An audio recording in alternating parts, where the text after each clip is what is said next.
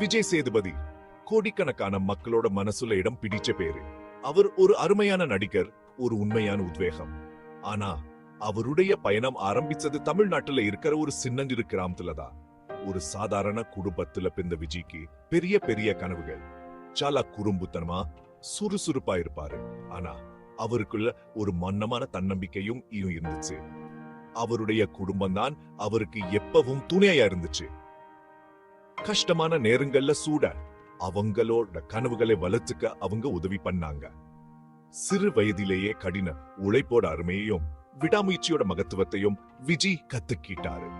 இந்த விஷயங்கள் தான் அப்புறம் அவருடைய வெற்றிக்கு பின்னாடி இருந்த முக்கியமான விஷயங்கள். வாழ்க்கை எப்பவும் சுலமா இருக்காதுன்னு அவர் புரிஞ்சுக்கிட்டாரு. ஆனா அர்ப்பணிப்பு இருந்தா எதையும் சாதிக்க முடியும். கனவுகளின் நகரமான சென்னை விஜயை அழிச்சது. இளம் வயதிலேயே அவர் சென்னைக்கு வந்துட்டாரு. சினிமா துறையில பெரிய அளவுல சாதிக்கணும்னு அவருக்கு ஆசை. சென்னையில வாழ்க்கை அவ்வளவு சுலமா இல்ல.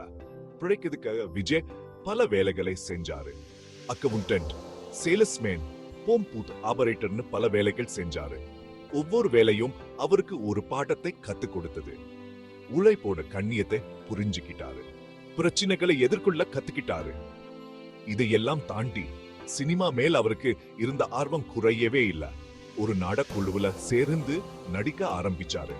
மேடை தான் அவருக்கு பயிற்சி பட்டறையா மாறிச்சு. அது அவருடைய நடிப்பு திறமையை வளர்த்தது. அவருடைய லட்சியத்துக்கு உரமூட்டியது. சினிமா துறைக்குள்ள விஜய் நுழைஞ்சது அவ்வளவு சுலபமா இல்ல. நிறைய தடவை நிராகரிக்கப்பட்டாரு.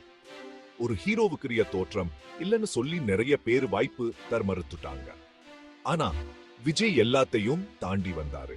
தன்னோட திறமை மேல அவருக்கு அசைக்க முடியாத நம்பிக்கை இருந்துச்சு. தொடர்ந்து கடுமையா உழைச்சாரு. நிறைய ஆடிஷன்ல கலந்துக்கிட்டாரு. கடைசியில அவருக்கு ஒரு வாய்ப்பு கிடைச்சது. இயக்குனர் கார்த்திக் சுப்புராஜ் விஜய் கிட்ட ஒரு தனித்துவத்தை கண்டுபிடிச்சாரு. தென்மேற்கு பருவகார் படத்துல ஒரு சின்ன ரோலை கொடுத்தாரு. அந்த ரோல சின்னதா இருந்தாலும் விஜயோட நடிப்பு எல்லாரையும் கவர்ந்தது. விமர்சகர்களும் ரசிகர்களும் அவரை பாராட்டினாங்க.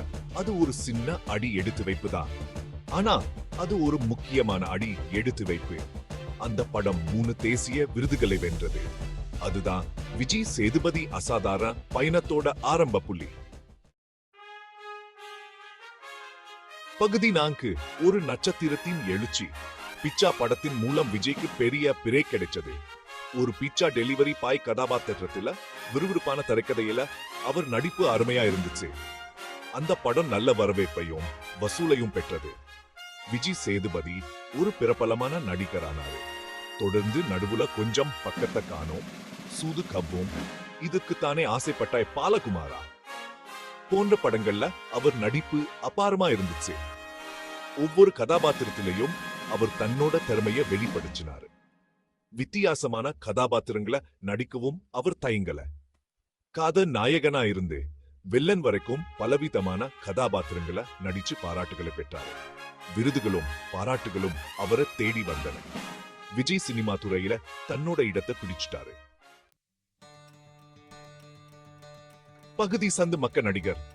விஜய் சேதுபதி வெறும் நடிகர் மட்டும் இல்ல, அவர் ஒரு சின்னம். அவர் தன்னடக்கத்துக்கும் மக்களோட உண்மையான பந்தத்துக்கும் பேர் போனவர். அவர் எல்லாரையும் மதிப்புடன் தான் நடத்துவாரு. அவர் பயணம் நிறைய பேருக்கு உத்வேகத்தை கொடுக்குது.